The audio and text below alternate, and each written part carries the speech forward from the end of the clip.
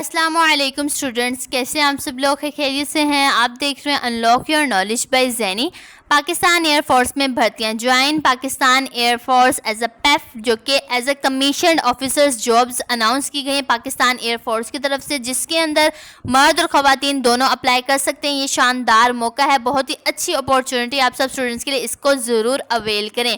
तालीम, उम्र, कद क्या है, कौन कौन सी पोस्ट आई हुई हैं जिसमें आप अप्लाई कर सकते हैं, like GD pilot, aeronautical engineering, admin and special duties, logistics, और इसका क्या क्राइटेरिया है, क्या हाइट मांगी गई है, इसके अलावा एजुकेशन क्या है, लास्ट डेट क्या है अप्लाई करने की, रजिस्ट्रेशन आप कब कर सकते हैं और कब तक इसकी लास्ट डेट है, वो सब आपके साथ डिटेल्ड जो एडवर्टाइजमेंट है पाकिस्तान एयरफोर्स की वेबसाइट पर आया गया, वो फुल डिटेल्स आपके साथ डिस्कस किया गया है फुल वीडियो में।